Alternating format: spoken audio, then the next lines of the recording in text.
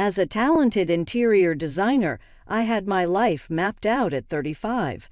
My cozy apartment provided a sanctuary where I could escape the world and simply be myself. Though losing my parents early on wasn't easy, it taught me to be self-reliant.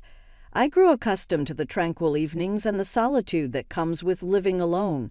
Don't get me wrong, I wasn't a recluse. I had a fulfilling social and professional life, but serious relationships weren't on my agenda. One evening, after a demanding day at work, I collapsed onto my sofa and started browsing social media, a mindless habit that helped me unwind. That's when I received a message.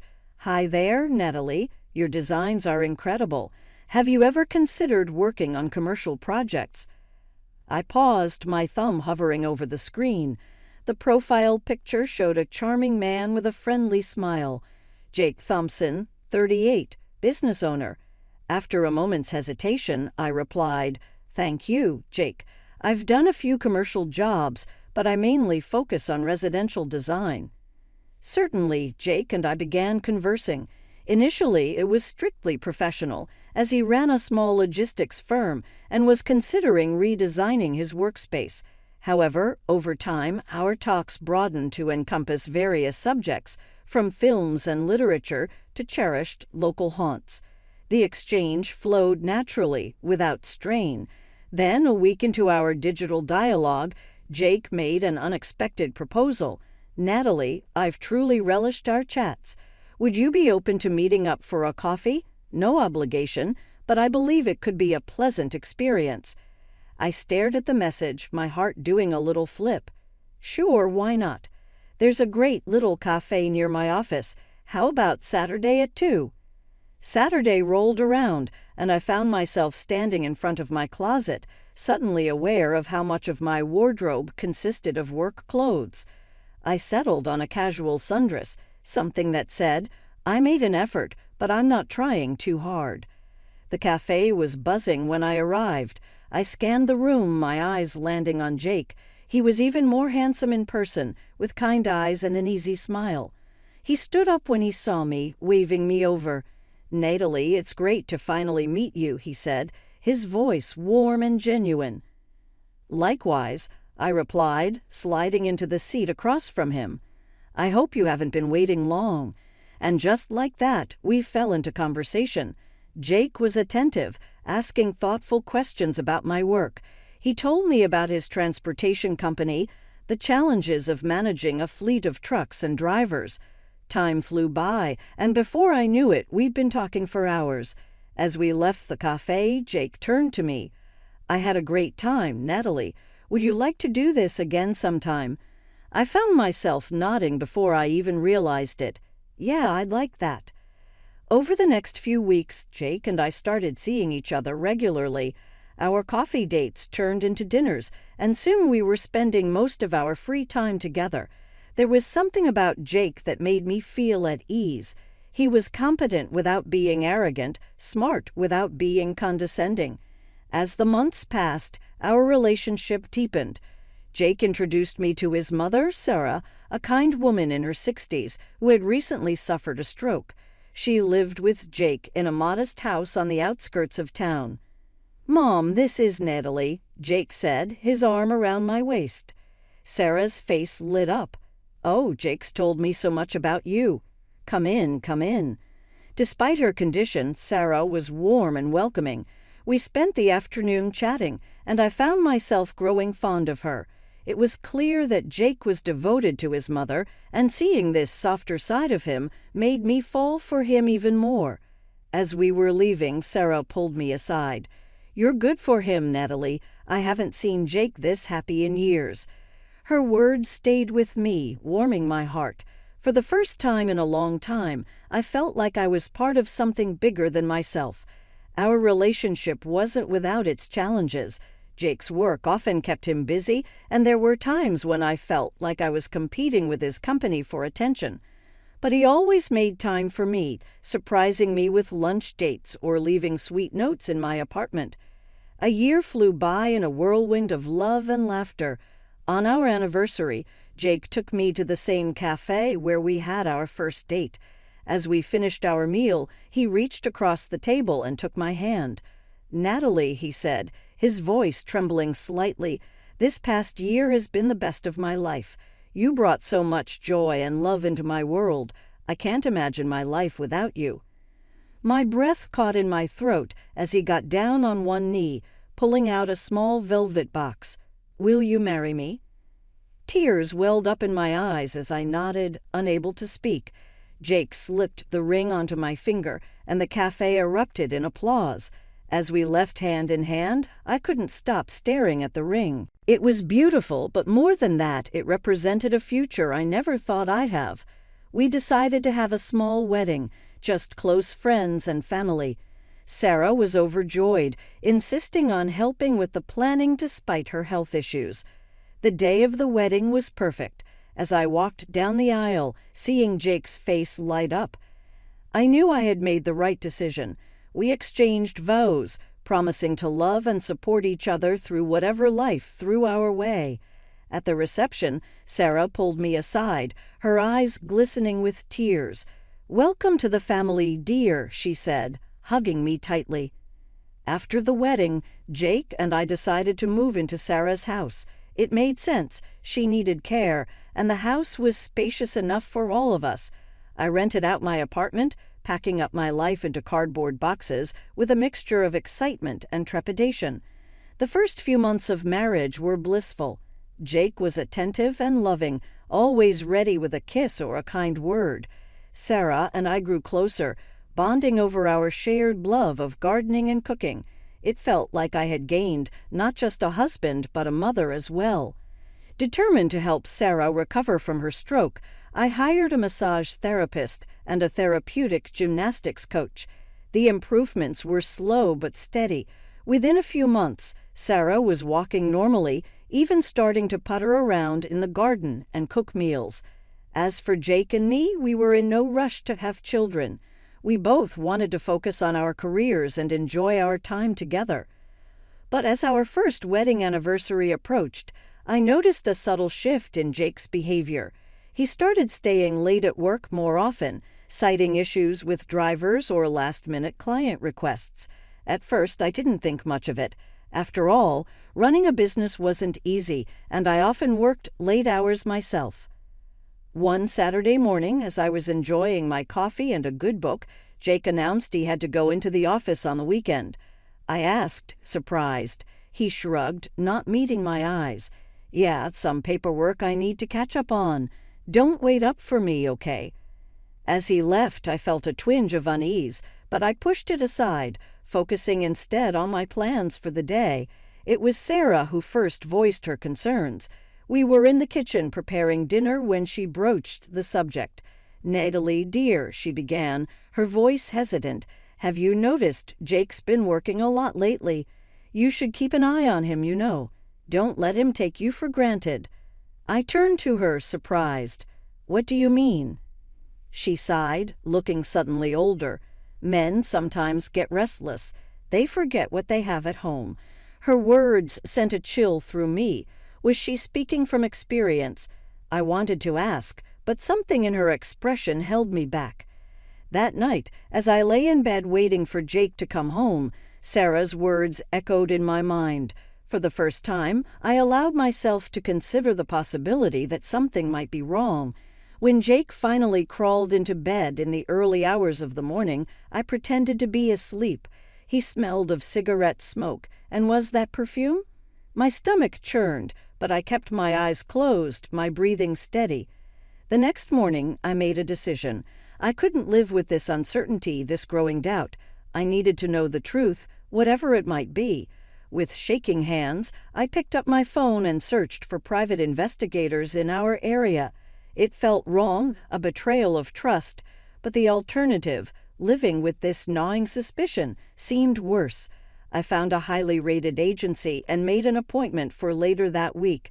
As I hung up, I felt a mix of relief and dread. Soon I told myself I would have answers. Whether I would like those answers was another matter entirely.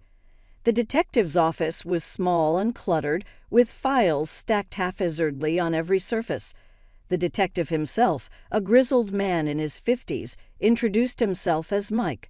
I laid out everything: the late nights, the weekend work, the subtle changes in Jake's behavior. As I spoke, I felt a weight lifting off my shoulders. It felt good to voice my fears, to have someone listen without judgment. "All right," Mike said when I finished. "Here's what we'll do. We'll track his movements for a few weeks, see if we can establish a pattern. If he's up to something, we'll find out." 3 weeks later, my phone rang. It was Mike. "Mrs. Thompson, I think you should come to my office. I have some information for you." The drive to his office was a blur. My hand shook as I parked, and I had to take a moment to compose myself before going in. Mike was waiting for me, a thick file on his desk. His expression was grim. "I'm sorry, Mrs. Thompson," he began, and my heart sank. "But your suspicions were correct. Your husband has been unfaithful." He pushed the file towards me. With trembling hands, I opened it. Inside were photos, text messages, hotel receipts, evidence of not one affair, but several. Jake had been seeing multiple women, juggling them with what appeared to be a carefully planned schedule. "He's been meeting them at various hotels," Mike explained gently, "always on different days of the week. It seems he's been doing this for quite some time." I stared at the photos, unable to process what I was seeing. There was Jake, my Jake, with his arm around a blonde woman I'd never seen before. Another showed him kissing a redhead outside a restaurant. My stomach churned. I left Mike's office in a daze, the file clutched to my chest as I drove home. Tears blurred my vision. How could Jake do this to me, to us? What about our vows, our promises? When I pulled into our driveway, I saw that Jake's car wasn't there. Of course not. It was Thursday, according to Mike's report. That was his night with the blonde. Sarah was in the living room when I came in. One look at my face and she knew. "Oh, Natalie," she said softly, "what happened?" I couldn't hold it in anymore. I collapsed onto the couch next to her and told her everything, my suspicions, hiring the detective, what I'd learned. Sarah reached out gently, taking the file from my hands and setting it aside. Her eyes, filled with a mixture of concern and determination, met mine. "You need to rest, dear. You can't make any decisions in this state. A clear mind is what you need now." I nodded numbly, allowing her to guide me to my feet and towards the stairs. As I climbed each step, I felt as though I was moving through molasses, my body heavy with the burden of my newfound knowledge. "We'll talk more tomorrow," Sarah promised as she saw me to my room. "Try to get some sleep." Sleep, however, proved elusive. I tossed and turned all night, my mind replaying every moment of my marriage, searching for clues I might have missed. When dawn finally broke, I gave up on rest and got ready for work. Work was a blur. I moved through the day on autopilot, my colleagues' concerned glances bouncing off the protective shell I built around myself. As the office emptied out for the evening, I remained at my desk, unable to face the thought of going home. It was dark by the time I finally left. The streets were quiet as I made my way back to the house. As I turned onto our street, a strange sight greeted me. The garage door was wide open, and I could hear the rumble of an engine. Suddenly, Sarah came tearing out of the garage in Jake's pickup truck, the tires screeching as she swerved onto the street. My heart leaped into my throat as she barreled towards me, but at the last moment she slammed on the brakes. "Natalie," she shouted, her voice sharp with urgency. "Get in the car now." Bewildered and alarmed by the wild look in her eyes, I scrambled into the passenger seat without question. No sooner had I closed the door than Sarah floored the accelerator, the truck lurching forward with a roar.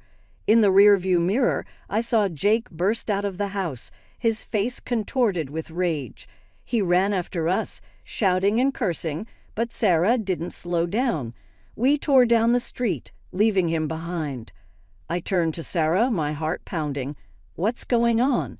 I demanded, but the words died in my throat when I saw her expression. She looked terrified, her knuckles white as she gripped the steering wheel. We drove in intense silence for what felt like hours, but was probably only about 30 minutes. I didn't dare speak, afraid of breaking Sarah's concentration as she navigated the darkening roads. Finally, Sarah pulled into the parking lot of a roadside diner. She scanned the area carefully before killing the engine, her body still tense. "Come on," she said, her voice low and urgent. "We need to talk inside." In the diner, we slid into a booth in the far corner. Sarah ordered coffee for both of us, her eyes constantly darting to the door. When the waitress left, Sarah leaned across the table, speaking in a hushed, frantic whisper. "Natalie, listen to me carefully. We're in danger. An hour ago, I overheard Jake on the phone. He was talking about getting rid of us, Natalie. Both of us." I stared at her in shock, my mind reeling from her words. The idea that Jake could be planning to get rid of us seemed too outlandish to be true. Sarah must have sensed my disbelief because her expression shifted from fear to determination. "You don't believe me," she said, not as a question, but as a statement. Without waiting for my response, she reached into her purse and pulled out Jake's phone. "I found this in his car when I was leaving. Look for yourself." Together, Sarah and I huddled over the small screen, scrolling through Jake's messages. My heart sank as we came across a conversation with someone labeled Ninja Director. As we read, the truth of Sarah's words became clearer. Jake wasn't planning to kill us, but his intentions were far from innocent. He was in talks with the director of a state nursing home, discussing ways to have Sarah declared incapacitated and admitted against her will. "Oh my God," I whispered, quickly searching for reviews of the nursing home. What I found made my blood run cold: neglect, abuse, unsanitary conditions. The stories were nightmarish. I looked up at Sarah, who seemed relieved, but as I read her some of the worst accounts, her relief turned to anger. "That's not living," she spat. "It's a slow death. It might as well be murder." But Jake's betrayal didn't end there. As we continued to scroll, we found messages to multiple women, his mistresses. The sheer number was staggering, but what hurt the most were his words about me. "Once Mom's out of the way, I'll leave Natalie," one message read. "I'm tired of playing house. I want my freedom." I felt sick, but forced myself to keep reading, copying the messages to my email as evidence. Sarah and I sat in disgusted silence, the weight of Jake's betrayal hanging heavy between us. Finally, Sarah spoke, her voice thick with emotion. "I should have seen this coming," she said. "Jake's father, he cheated on me too, for years. He even had another family, 2 kids I didn't know about until it was too late." My jaw dropped. "Sarah, I had no idea." She nodded sadly. I turned a blind eye to it all. I loved him, and I was afraid he'd leave us if I confronted him. I hoped Jake would be different, that seeing his father's mistakes would make him a better man. Sarah's eyes filled with tears. "But he's been this way since he was young, always charming, always with a new girl on his arm. I lost count of how many hearts he broke. When he married you, Natalie, I thought he'd finally grown up. I was so happy." I took a deep breath. "I'm going to divorce him. I can't stay with someone who would do this to us." Sarah nodded, understanding in her eyes. Then, to my surprise, she began to cry softly. "Please," she whispered, "don't leave me. I can't face this alone." Without hesitation, I moved to her side of the booth, wrapping my arms around her. "I'm not going anywhere, Sarah. We're family and we'll get through this together. I promise." As Sarah and I sat in the diner booth, emotionally drained from our discoveries, I felt a weight pressing on my chest. There was one more piece of news I needed to share, something that complicated our situation even further. "Sarah," I began, my voice barely above a whisper, "there's something else you should know." I took a deep breath, steeling myself. "I'm pregnant. I found out just this morning at work. I don't know what to do." Sarah's expression hardened, a fierce determination replacing her initial shock. "I'll tell you what we're going to do," she said, her voice strong and resolute. "We're going to fight back. Jake doesn't get to destroy our lives and walk away unscathed. It's time we took control. We paid for our coffee and headed back to the truck. The drive home was tense but filled with a sense of purpose. As we pulled into the driveway, I saw Jake's car parked haphazardly, a clear sign of his agitated state. Taking a deep breath, Sarah and I entered the house. Jake was pacing in the living room, his face contorted with rage. As soon as he saw us, he exploded. "Mom, what the hell were you thinking? Taking off with my truck and my phone? Have you lost your mind?" Before Sarah could respond, I stepped forward, my heart pounding but my resolve firm. I held up the file from the private investigator. "Jake, we need to talk." His eyes darted from me to the file, realization dawning on his face. For a moment, he looked panicked, but then his expression smoothed into one of cool indifference. "So you know," he said, his voice eerily calm. "What are you going to do about it?" "Divorce me," he said, surprised by the steadiness of my own voice. "Yes," I said firmly, "I want a divorce." To my shock, Jake laughed. "Come on, Natalie, you're overreacting. So I had a few flings. It doesn't mean anything. You're not enough for me, but we can make this work. You can stay, be a good wife, and I'll be discreet with my extracurricular activities." I felt a surge of anger and disgust. "You must be joking. I don't need a liar like you in my life, Jake. We're done." Jake's face darkened. He pointed to the door, his voice low and menacing. "Fine. Get out. This is my house, and I want you gone." Before I could respond, Sarah stepped forward, her chin raised defiantly. "Actually, Jake, this is my house. I own it, and I decide who stays and who goes." She took a deep breath. "And I'm telling you to leave now." Jake's jaw dropped, disbelief written all over his face. "Mom, what are you saying? I'm your son, and Natalie, she's nothing to you." Sarah's grip on my hand tightened. "You're wrong, Jake. Natalie is like a daughter to me. She's family." Then, with a pointed look at me, she added, "And she's carrying my grandchild." Jake's eyes widened, darting to my stomach. For a moment, hope flickered across his face. "You're pregnant. Then I can't leave home. The baby needs a father." I shook my head, my resolve stronger than ever. "This child doesn't need a father like you, Jake. We'll be fine without you." Sarah nodded in agreement. "You heard her, Jake. It's time for you to go.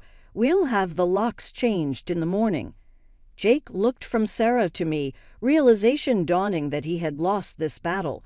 Without another word, he stormed upstairs, presumably to pack his things.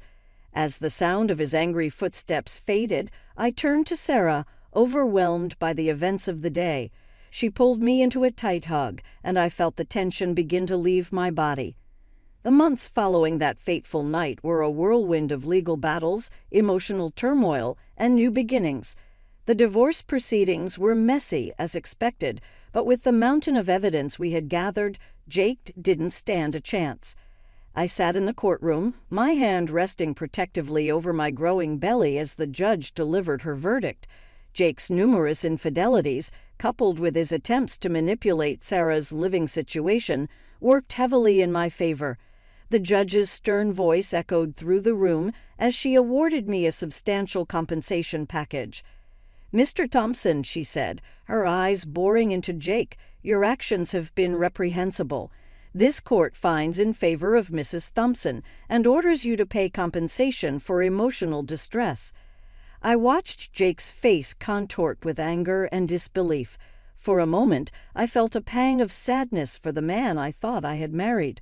But as I caught Sarah's supportive gaze from the gallery, I knew we had made the right decision. After the court proceedings, Sarah and I sat in her kitchen, our kitchen now, sipping tea and processing the day's events. "I've made some changes to my will," Sarah said suddenly, sliding a document across the table to me. I scanned through the document, my eyes widening as I grasped the content. "Sarah, you can't. This is too much," I exclaimed. She reached out, holding my hand firmly in hers. "Natalie, you and that baby are my family now. Jake made his choices, and I've disinherited him. The house, my savings, they are yours and my grandson's now." As my due date approached, Sarah and I spent our evenings preparing the nursery. One night, while folding tiny outfits and arranging plush toys, Sarah turned to me with a serious expression. "Natalie," she said, her voice soft yet determined, "I want you to know that we're going to raise this boy right. He'll grow up to be a man who respects women, who understands the value of loyalty and honesty." I nodded, feeling a lump in my throat. "You're right. He won't have his father around, but maybe that's for the best. He won't have to witness that negative example." Sarah's eyes misted over. "I made mistakes with Jake. I allowed him to witness his father's behavior and didn't do enough to counter it. But this time, it'll be different. This little boy will grow up surrounded by strong women who won't tolerate disrespect or infidelity."